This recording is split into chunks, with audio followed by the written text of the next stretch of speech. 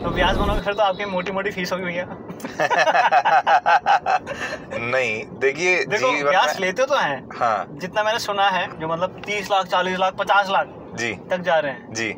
तो मतलब ये इतना अमाउंट लेना सही है क्या? हमारे भारत में कभी परंपरा ही नहीं थी तलाक की। हाँ नहीं थी। आपने सुना ही नहीं होगा किसी ग्रंथ में पौराणिक में कि इनका कोई डिवोर्स हो गया। हाँ नहीं थी। तलाक हो गया। भगवान शिव के जो डमरू के नाद से 14 अलग अलग सूत्र प्रकट हुए, माहेश्वर सूत्र जिन्हें कहते हैं। अच्छा। और उन सूत्रों से संस्कृत व्याकरण बने। इन शॉर्ट अगर यूं बोला जाए तो संस्कृत भाषा भगवान शंकर के डमरू से आई है। हाँ जी। तो आप व्यास हो? मैं अभी पढ़ाई कर रहा हूँ। अभी तो मैं एक विद्यार्थी हूँ। हिंदी साहित्य से मैं पोस्ट ग्रेजुएशन कर रहा हूँ अभी। अच्छा। और उसके साथ साथ मेरी आध्यात्मिक वो भी चल रही है पढ़ाई, आध्यात्मिक शिक्षा, जिसमें भागवत जी और जितने भी ब्रज के जितने भी ग्रंथ हैं पौराणिक, उनके बारे में थोड़ा आपने पढ़ाई कहाँ से? मथुरा से कर रखी है ना? हाँ मथुरा से।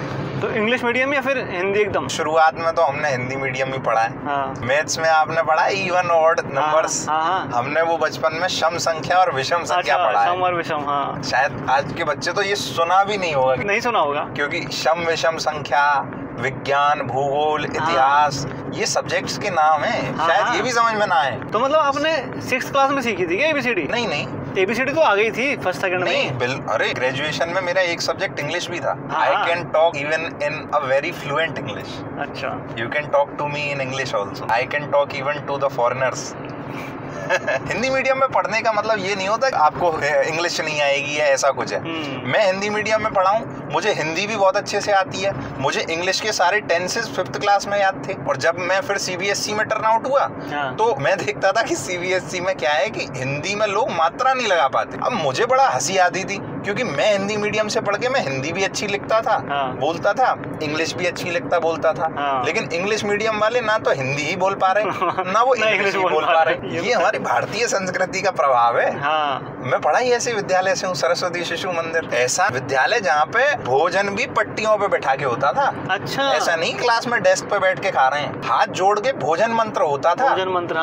भोजन के प्रति भी, अन्न देवता को भी सम्मान। छुट्टी जब होती थी तो उससे पहले वंदे मातरम होता था। सुबह सरस्वती वंदना होती थी। हाँ, ये हमारी भी होती थी। तो ये थोड़ा फर्क था। हाँ। देखो आएगा वो वापस कि गुरुकुल दोबारा स्टार्ट होंगे। नहीं है, वृंदावन में इतने गुरुकुल हैं जो निःशुल्क चलते हैं। वो तो वृंदावन में। आपको हैरान हो जाएगा, 1813 में जब सबसे पहला स्कूल खुला था ब्रिटेन में, उस समय हाँ, जो ईस्ट इंडिया कंपनी का ही तो हम पर राज था। तो ईस्ट इंडिया कंपनी आई कहाँ से थी?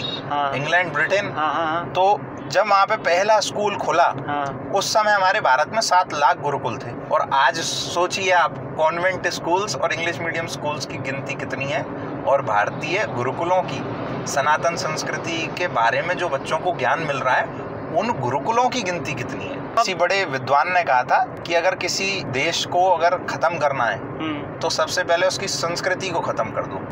अब भाई हमारी हिंदी भाषा, संस्कृत भाषा, ये हमारी संस्कृति है। 8वीं क्लास के बाद संस्कृत भाषा कोई समझ ही नहीं पाता। नहीं समझ पाता, आती नहीं है सब्जेक्ट्स में 8वीं क्लास के बाद। नहीं आती। और 8वीं तक भी किसने कितनी संस्कृत पढ़ी है, आपको भी शायद याद नहीं होगा। नहीं, हमारी भी 8th तक थी बस। और 6th 7th 8th। फिर आपको हैरानी हो जाएगी सुन के, इंग्लिश में कुल टोटल वर्ड्स की संख्या क्या है। मैंने ऐसा सुना था और कहीं पढ़ा भी था, लगभग 12 से 14 हजार वर्ड्स करीब इंग्लिश में है टोटल। अच्छा। उसमें भी प्योर इंग्लिश के नहीं है, वो लैटिन भाषा से, ग्रीक कल्चर से लिए गए वर्ड्स हैं बहुत सारे। अच्छा। और आपको हैरानी होगी सुन के, गुजराती के वर्ड्स पता है आपको कितने हैं?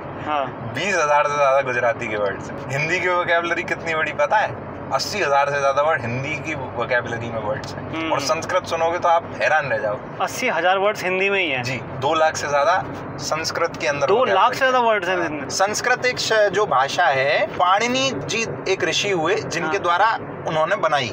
14 सूत्र करीब उसमें माहेश्वर सूत्र जिन्हें कहा जाता है। भगवान शिव के जो डमरू के नाद से 14 अलग अलग सूत्र प्रकट हुए, माहेश्वर सूत्र जिन्हें कहते हैं। अच्छा। और उन सूत्रों से संस्कृत व्याकरण बने। इन शॉर्ट अगर यूं बोला जाए तो संस्कृत भाषा भगवान शंकर के डमरू से आई है। हाँ जी। हाँ, संस्कृत भाषा, संस्कृत व्याकरण, और उसी की देन है फिर हिंदी। और संस्कृत की ही देन ये सारी भाषाएं जितनी भी भारत में बोली जाती है, मराठी, गुजराती। तो भगवान शंकर ने डमरू बजाया और ये सारा भाषा निकल गई। एक इसकी कथा है, 4 ऋषि थे, सनत, सनातन, आपने सुना होगा, सनत, सनातन, सनत कुमार। तो एक पर्वत पे ये तपस्या कर रहे थे। एक ऋषि हुए पाणिनि नाम के। पाणिनि जी के जो गुरु थे वो उनको कुछ पढ़ा रहे थे, तो उनको थोड़ा समझ में नहीं आ रहा था, तो उन्होंने एक व्यंग दे दिया कि तुम तो पढ़ ही नहीं सकते। उनको बड़ा बुरा लगा कि यार ऐसे कैसे। तो वो तपस्या कर रहे थे, तो मतलब उनकी तपस्या पूर्ण हो गई, उसका प्रतिफल उनको मिलने वाला था। तो भगवान शंकर ने नृत्य किया। नृत्य के बाद अपने डमरू के ननाद से डमरू बजाया, तो उसमें से अलग अलग स्वर और व्यंजन जो बोलते हैं हम जिन्हें, तो स्वर और व्यंजनों की कुल मात्रा निकल के ऐसे करके 9 और 5 14 सूत्र बने, और उन 14 सूत्रों से ही पूरी संस्कृत व्याकरण बनी है। अरे भाई साहब, ये तो पता नहीं था यार हमें। एक किताब आती है हमारे उसमें, लघु सिद्धांत कौमुदी। संस्कृत व्याकरण अगर किसी को पढ़नी हो तो सबसे अच्छी किताब है, पर वो टोटल संस्कृत में, उसका कोई हिंदी उसमें अनुवाद नहीं लिखा, टोटल संस्कृत है वो। भारतीय संस्कृति इतनी सशक्त थी। अंग्रेजों का एक लीडर था, आपने शायद उसका नाम सुना होगा, मकॉले। मतलब वो एक इंग्लिश स्कॉलर था। उन्होंने जब भारतीय भाषाओं का अध्ययन किया तो उन्हें समझ में आया, बोले ये भाषा तो हमसे इतनी आगे है कि इसको समझने के लिए ही मतलब इतना हाई माइंड चाहिए कि समझना ही बहुत बड़ी बात है सर। तो वो बड़ा हिल गया अंदर से।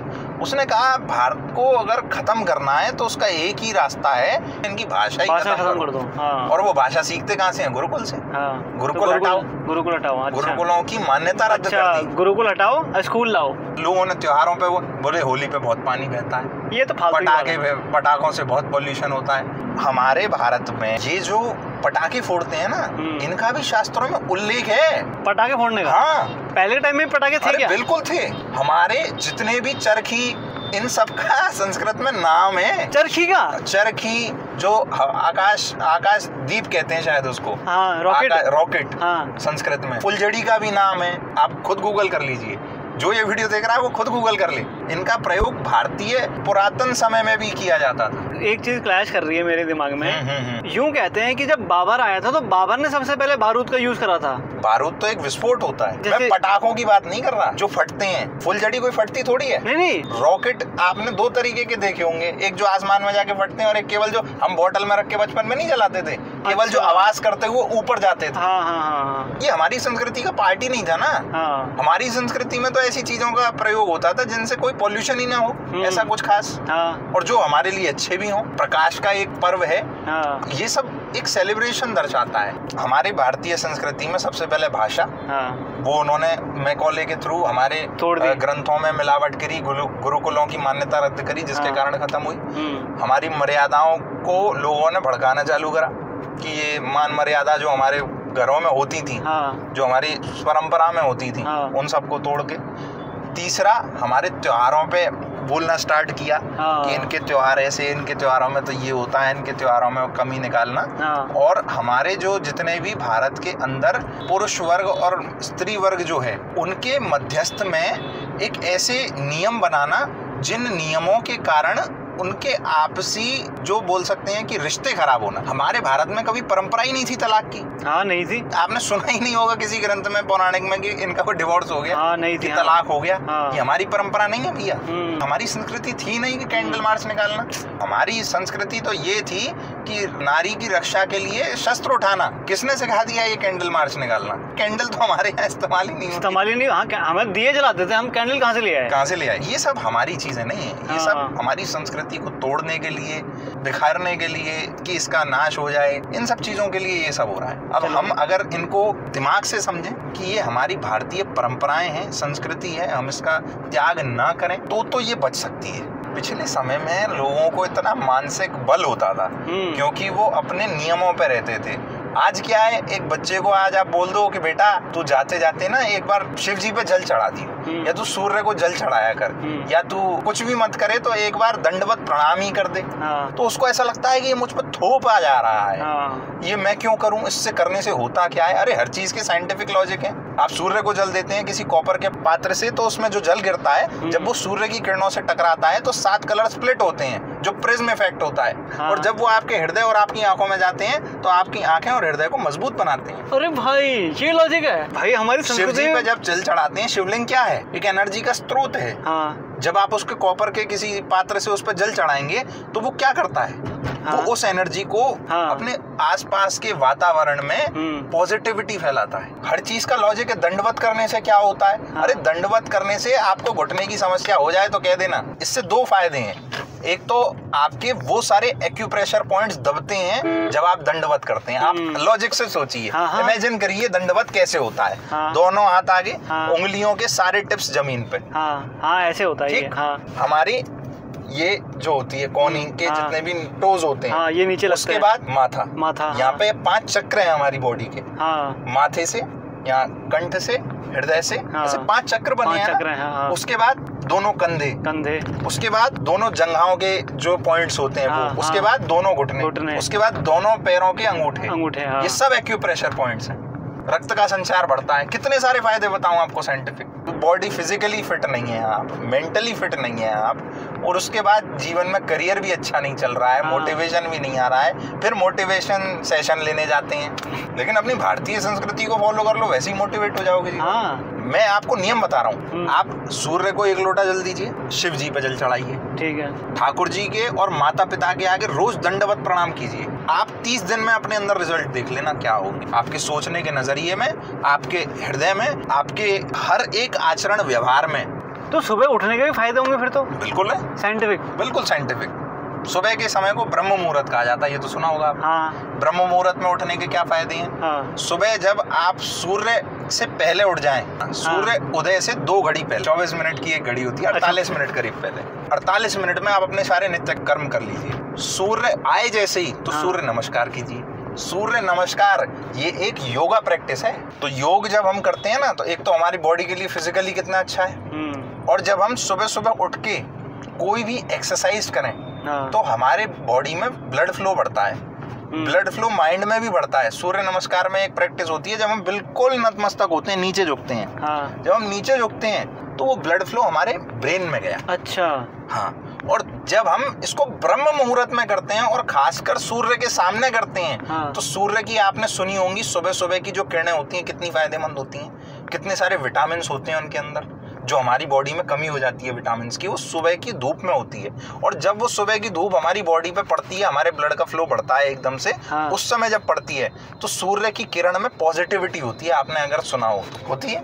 जब वो पॉजिटिविटी हमसे जुड़ेगी, हम पहले से ही एक ऐसी क्रिया कर रहे हैं जिससे हमारा मेंटल और फिजिकल स्टेट पॉजिटिव हो रहा है, और वो एनर्जी प्लस मिल गई। तो जी ये फायदा है सुबह सुबह करने का, दिन में नहीं। सूर्य तो देखो शाम के 4 बजे तक है, लेकिन सुबह की जो फायदा होती है वो सबसे ज्यादा लाभकारी होती है। ये साइंस भी कहती है, ये शास्त्र भी कहते हैं। वेदों से ही विज्ञान आया है। 4 जो वेद हैं वो अलग अलग टॉपिक्स को डिफाइन करते हैं। सारे विज्ञानी तो हैं भाई, मेडिकल साइंस है, एक वेद उनको डिफाइन करता है। ऐसे करके 4 वेदों का एक स्पेसिफिक विज्ञान है हर एक के अंदर। आपको सुनकर तो यूं लग रहा है मेरा नेक्स्ट टारगेट होना चाहिए कि अभी एक गुरुकुल खोलना है अपना। जो यूं था कि पहले नीचे बैठ के खाना है, मतलब पैर फोल्ड करके, कोई घुटनों में दर्द नहीं होता था, कोई दिक्कत नहीं थी। अभी मैंने आपको बताया, मैं एक स्कूल में पढ़ता था जिसमें भोजन पट्टियों पे बैठा के होता था। वही तो कह रहा हूँ मैं भाई, हाथ से खाना है तो उसके पीछे भी लॉजिक होगा। मैं कुछ सोचने लग गया था। सॉरी, जो हम जमीन पे बैठ के खाते हैं, आपने सुना है अर्थ में एनर्जी होती है। जब हमारे जितने भी पॉइंट्स हैं वो जमीन से टच होते हैं तो अर्थ की एनर्जी हमसे जुड़ती है। जब हम सीधे बैठते हैं तो हमारे 5 चक्र जो बॉडी के होते हैं वो एक अलाइनमेंट में होते हैं, और अर्थ जो एनर्जी है वो सारी इन चक्रों के थ्रू ट्रेवल करती है। आज जो लोग बोलते हैं कि मेरे अपच हो गया, खाना पचता नहीं है, बहुत सारी दिक्कत होती है, पेट से ही सारी डिसीजेस बढ़ती हैं। सारी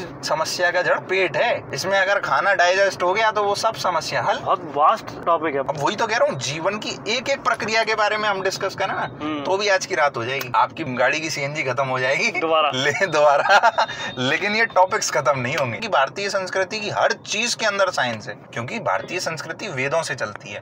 और वेद मैंने कहा वेद ही विज्ञान, और एकदम सटीक। मैं भोजन मंत्र बोल गया था, मैं याद कर रहा था। आपने बोला ना भोजन करते हैं बैठ के, ओम सेना भवतु सेनई भुनत्तु सेवीयम करवावहे तेजस्विना वही नमस्तु ओम शांति शांति शांति।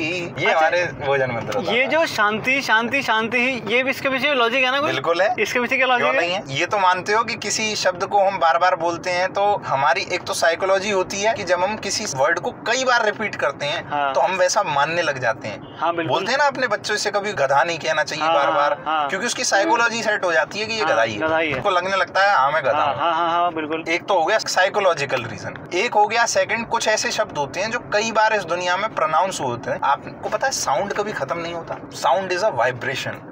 फर्स्ट ऑफ ऑल मूल में जाके देखें तो साउंड इज अ वाइब्रेशन। और जब हम कोई साउंड मुंह से निकालते हैं, कुछ भी बोल रहे हैं, ये यूनिवर्स में ट्रेवल करेगा, वाइब्रेशन खत्म नहीं होगा। जो शब्द कई बार वाइब्रेशंस के थ्रू इस वर्ल्ड में एग्जिस्ट करता है, जब उसी शब्द को हम बोलते हैं तो आसपास के उन वाइब्रेशंस को, उन ऑरास को वो खींचता है अपनी तरफ मैग्नेट की तरह। अच्छा। भगवान का नाम लेते हैं जोर जोर से, हरि नाम संकीर्तन करते हैं। भगवान के नाम को ही क्यों ले? जब हर तत्व में भगवान है तो हर शब्द में भी भगवान होंगे। तो हम गाड़ी गाड़ी गाड़ी गाड़ी क्यों नहीं बोले? क्योंकि स्पेसिफिक भगवान के जो नाम हमारे शास्त्रों में दिए गए हैं वो कई लोगों द्वारा इतनी बार प्रोनाउंस हुए हैं। जो हमारे यूनिवर्स में वाइब्रेशन एग्जिस्ट करते हैं उनके जो ऑरा है, पॉजिटिविटी है, वो अट्रैक्ट करता है अपने पास। तो शांति ही शांति ही शांति ही शांति। जब हम शांति बोल रहे हैं तो शांति से क्या समझ में आया? अच्छा कि काम डाउन, पीस। पीस। भोजन करते हुए सबसे ज्यादा जरूरी शांति ही होती है।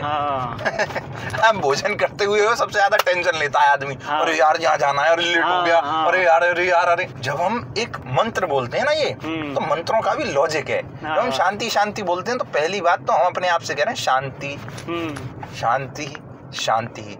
दिमाग शांत हो गया। जब हमने प्रोनाउंस किया तो वो ऑरा हमसे कनेक्ट हो गया। देखिए जब हम किसी चीज को भी भक्ति से जोड़ते हैं ना तो वो भगवतमयी हो जाती है, उसमें एक एनर्जी जुड़ जाती है। जल को सेवा से जोड़ या भक्ति से जोड़ देते हैं तो जल बन जाता है चरणामृत। जब हम भोजन को भक्ति से जोड़ देते हैं तो वो प्रसाद बन जाता है। जब हम किसी यात्रा को भक्ति से जोड़ देते हैं तो तीर्थ बन जाता है। ये तो है। किसी घर को हम भक्ति से जोड़ दें तो मंदिर बन जाता है, और किसी व्यक्ति को भक्ति से जोड़ दें तो वो मानव बन जाता है। भक्त से बनने से पहले जरूरी है मानव बने। मानव ही तो नहीं है, ये मानवीय आचरण है क्या? आप बताओ, 10 बजे सो के उठना, माता पिता की निरंतर गाली खाना, जीवन में कोई मोटिवेशन नहीं होना। अच्छा तो अभी व्यास बनना है? हाँ देखेंगे, ठाकुर जी ने अगर चाहा तो जरूर कुछ ना कुछ ऐसा करेंगे जीवन में। तो व्यास बनोगे फिर तो आपकी मोटी मोटी फीस होगी भैया।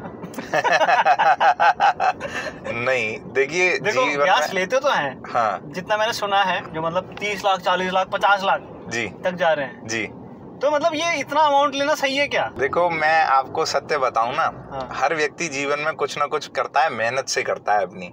व्यास भी अगर कोई बहुत बड़ा बन जाता है, बहुत अच्छे लेवल पे पहुंचता है, तो कहीं ना कहीं उसकी बहुत अच्छी शिक्षा के कारण उसने कहीं ना कहीं अपने ऊपर इन्वेस्ट किया है। अब आप किसी भी उदाहरण में जा सकते हैं, जैसे चित्रलेखा जी के बारे में मैं बात करूं, वो भी अच्छा खासा अमाउंट लेती हैं। ऐसा बोलते हैं लोग, बातें करते हैं, लेकिन जितना मैं जानता हूं, आप होडल से आएंगे, रास्ते में वृंदावन आएंगे दिल्ली से नेशनल हाईवे के थ्रू, तो रास्ते में एक जगह पड़ती है, तो वहाँ पर उनका एक बहुत बड़ा गौ सेवा धाम है। गौ सेवा है। एक गायों का हॉस्पिटल है बहुत बड़ा। जितनी भी जो गाय होती हैं, असहाय गाय जिनके चोट लग जाती है, जो सड़क पर होती है, तो उनकी वहाँ पे निःशुल्क इलाज करवाती हैं। कितनी गाय होंगी उनके पास? एग्जैक्ट तो मुझे नहीं पता, लेकिन बहुत अधिक मात्रा में उनके पास हैं। और जिस गौ सेवा धाम का ही महीने का खर्चा 30-40 लाख रुपए।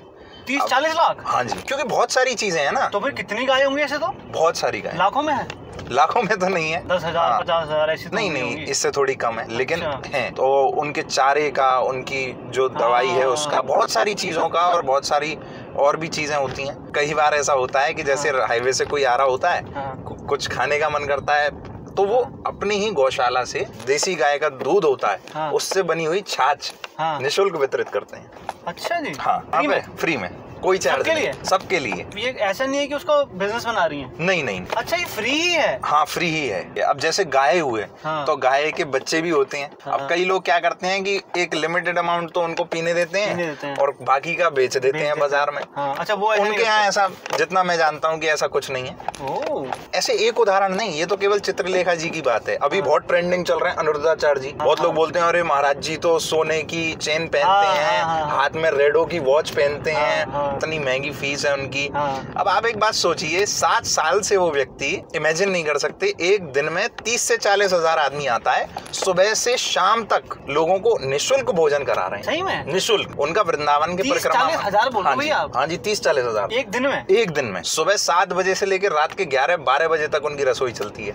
कोई भी आए निःशुल्क उनको भोजन प्रसादी मिलेगी। अरे भाई साहब, चाहे आप 2 रोटी लो, चाहे 4 लो, चाहे 6 लो, चाहे 10 लो। बाहर तो उनका मीम बन के मजाक उड़ रहा है। ये तो गलत है ना। अब एक व्यक्ति के बारे में तो आप बहुत आसानी से बोल देते हैं, इतनी फीस लेते हैं, ये करते हैं। आप विश्वास नहीं मानेंगे, आपके घर में कोई अतिथि आए, 7 दिन रुके तो 7 दिन खिलाना भारी पड़ जाता है एक आदमी को। हाँ सही बात है। और 40 हजार आदमी को 7 साल से निरंतर सुबह शाम का भोजन फ्री। जी 40 हजार आदमी कौन है मतलब? जैसे पर्यटक होते हैं। कुछ ऐसे लोग हैं जो वृंदावन में, जिनका कोई ऐसा आश्रय नहीं है, रहने का कोई स्थान नहीं है, ठिकाना नहीं है, जो मांग कर ही अपनी आजीविका चलाते हैं। अच्छा। वो सारे लोग तो सबके लिए मुफ्त है। 280 वृद्ध माताओं का निःशुल्क वहाँ पे रहना, खाना, उनकी दवाई, इलाज, जिनकी उम्र 80 साल से ज्यादा है। 150 बच्चों को भागवत जी का आध्यात्मिक ज्ञान, हमारी भारतीय सनातन संस्कृति का ज्ञान निःशुल्क दे रहे हैं। अब आप इतनी सारी बातें सुन के यूँ कहें कि ये इतना लेते हैं, करते हैं, इस चीज के लिए ले रहे हैं तब तो सही ले रहे हैं। हाँ, जितना भी अमाउंट ले रहे हैं। हाँ। संसारिक लोग हैं, जैसे दिल्ली NCR के हो गए लोग, देखते हैं जी, इनकी सबसे पहले नजर जाती है गाड़ियों पे। 50 लाख की गाड़ियों में आ रहा है भैया। मतलब मैं ये पूछना चाह रहा हूँ आपसे कि इतनी बड़ी गाड़ी में क्यों? मतलब नॉर्मल भी ले सकते हैं, 15 लाख की गाड़ी हो गई। अच्छा, मैं आपको इस पे एक बहुत बड़ा फैक्ट बताऊं। अनिरुद्धाचार्य जी के बारे में ही बात चल रही थी तो उन्हीं का एग्जांपल से समझाता हूँ। अनिरुद्धाचार्य जी के पास गाड़ी कौन सी आपको पता है? वॉल्वो। अच्छा। मतलब एक बहुत एक्सपेंसिव कार है, पर वो लेने को मर्सिडीज भी ले सकते थे, BMW भी ले सकते थे, ऑडी भी ले सकते थे, पर उसी को चुनने का क्या कारण था? लग्जरी गाड़ी है, मैं मानता हूँ, लेकिन वही क्यों? पूरे भारत में कितनी कितनी जगह उनको जाना होता है, सेफ्टी पर्पस। केवल इसलिए नहीं कि मैं लग्जरी दिखाऊं। कोई अच्छा काम कर रहा हो तो समाज में उसके 10 दुश्मन भी होते हैं। होते हैं। वो कई बार ऐसी होती हैं कि मान लो आपका कोई चाहने वाला है, आपको आगे कोई घड़ी गिफ्ट कर दे या कुछ कोई चीज गिफ्ट कर दे, तो आप यूं कह दोगे कि नहीं भैया, सामने वाले की श्रद्धा कुछ नहीं है उसके आगे। सामने वाले की श्रद्धा है, वो श्रद्धा से आ रहा है कि नहीं मुझे तो आपको देना ही है, तो आप क्या मना कर दोगे? नहीं लूंगा। अब प्रेमानंद बाबा के बारे में लोग बहुत बोलते हैं, इन पे इतनी सारी लग्जरी गाड़ी है, ये है वो है। संत तो वो होते हैं जो जंगल चले जाते हैं, वहां जाके साधना करते हैं। ये क्या होता है? अरे भैया, आज के समय में जंगल छोड़ा किसने है? पहली बात, जंगल छोड़े हैं जाने के लिए। दूसरी बात, भागवत जी के 10वें स्कंद के किसी एक अध्याय के अंदर एक ऋषियों की कैटेगरी बताई गई है। 3 तरीके के ऋषि होते हैं। एक जो केवल अपने लिए भजन करते हैं, एक जो दूसरों के लिए, संसार के लिए भजन करते हैं, और एक जो किसी के लिए भजन नहीं करते, वो केवल ठाकुर जी के लिए। जो ऋषि समाज कल्याण के लिए भजन करते हैं ना, उन ऋषियों के लिए भागवत जी में लिखित है। मैं आपको बताऊंगा अभी कौन सा अध्याय। वो ऋषि जो समाज कल्याण के लिए कार्य करते हैं, अगर वो सांसारिक उपभोगों के बीच में रहें, उन उपभोगों को भोगें, मतलब उन फैसिलिटीज का आनंद लें अपने जीवन में, लेकिन वो अपने भजन पे अड़िग रहें, वो समाज कल्याण के लिए अड़िग रहें, तो वो उपभोगों को करना भी उनको कोई पाप नहीं लगेगा, वो कर सकते हैं। और वो कोई ऐसा थोड़ी है कि भाई मर्सिडीज लेकर ऋषिकेश घूमने जा रहे हैं, ऐसा थोड़ी कर रहे हैं। भाई वो चलाते कितना है उस गाड़ी को? अपने कृष्ण शरणम से मुश्किल से 3 किलोमीटर 4 किलोमीटर भी नहीं होगा।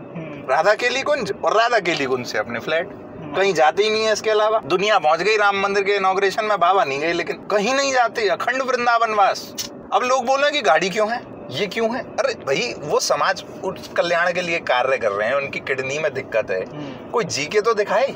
तो आप किसकी पूजा करते हो आप? अरे हम पूजा किसी की नहीं करते, हम तो ठाकुर जी के निज जन हैं। ठाकुर जी के साथ रहते हैं, यहाँ घूमना, यहाँ ठाकुर जी की चर्चा करना, बस यही हमारी पूजा सेवा है। नाम जपना, ध्यान करना, वो तो करते होंगे।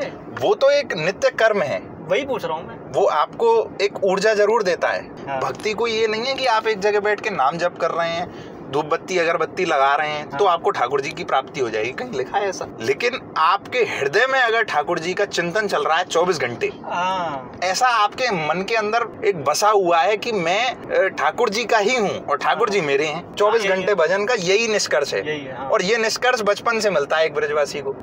जो यहाँ पैदा होने वाला बच्चा होता है, वो बचपन से कहता है अरे हमारे सखा है, हमारा लल्ला है।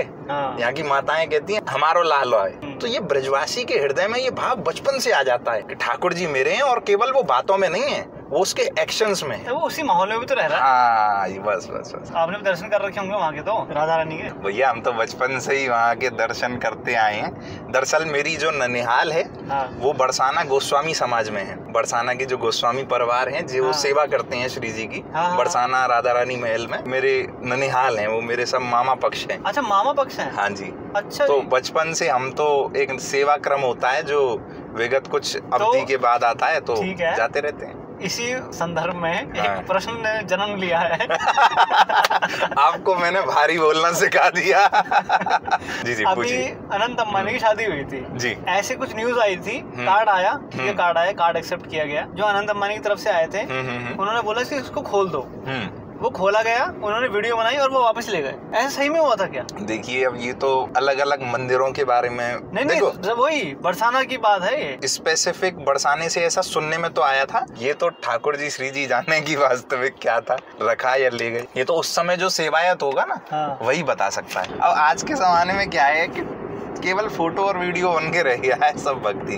अब ये ऐसे टॉपिक है ना कि इसमें कुछ बोल नहीं सकते आप, हर किसी का अपना अपना सोचना है, सबके अपने अपने व्यूज हैं किसी चीज को लेके। अगर कोई एक बार भी कृष्ण नाम अपने मुख से उच्चारण कर लेता है तो कई सारे ऐसे पाप जिनसे हम अनभिज्ञ होते हैं, हमें पता नहीं होते कि हमने कर दिए, ऐसे कई सारे पापों से मुक्त होता है और उसके हृदय में कहीं ना कहीं प्रेम जागृत होता है। आज के समय में क्या है, व्यक्ति प्रेम ढूंढता है इंसान में, प्रेम ढूंढता है किसी लड़की में। वास्तविक में जो प्रेम होता है ना, प्रेम की जो परिभाषा है, प्रेम तो उससे हो सकता है जो कभी साथ छोड़े ही ना। मीराबाई की फिलॉसफी क्या थी? मीराबाई के पति थे, किसी दुर्घटना में उनकी मृत्यु हो जाती है तो बड़ा सुंदर पद गाती हैं, यह संसार सकल जग झूठा, झूठा कुल रा ज्ञाती। अच्छा। मीरा के प्रभु गिरधर नागर, हरि चरणन चित राखी। मतलब मैं ऐसे अविनाशी पति से को अपना वर्ण, मतलब उससे ऐसा अपना रिश्ता जोड़ना चाहती जो कभी मुझे छोड़ कर ना जाए। भगवान कृष्ण कभी नहीं छोड़ेंगे। दुनिया में आपको आपके सगे संबंधी रिश्तेदार छोड़ जाएंगे, दुनिया में आपको आपके भाई बहन भी छोड़ सकते हैं, एक बार को, एक घड़ी को, वैसे तो छोड़ते नहीं है लेकिन माता पिता भी छोड़ दें। लेकिन मैं आपको ये बात दावे के साथ कह सकता हूँ कि अगर कृष्ण ने किसी का हाथ पकड़ लिया, श्री जी की किसी पर कृपा हो गई तो वो कभी हाथ नहीं छोड़ेंगे। हाथ तो पकड़ ही रखा है मुझे लग रहा है। हाँ, हमारे तो साथ ही बैठे हैं, पीछे देखो। अक्सर ऐसा होता है कई बार जाम इतना रहता है कि लेट हो गई। अब किसी जगह पे पहुंचना इतना जरूरी होता है कि अब तो पहुंचना ही है इस जगह। एक भी मिनट लेट हो गया तो बहुत दिक्कत हो जाएगी। हृदय से एक बार पुकारना होता है, अरे श्री जी आज मेरी लाज रख लेना। ठाकुर जी ने ये नहीं कहा कि अर्थ को त्याग दो, जीवन में वैराग्य पालो।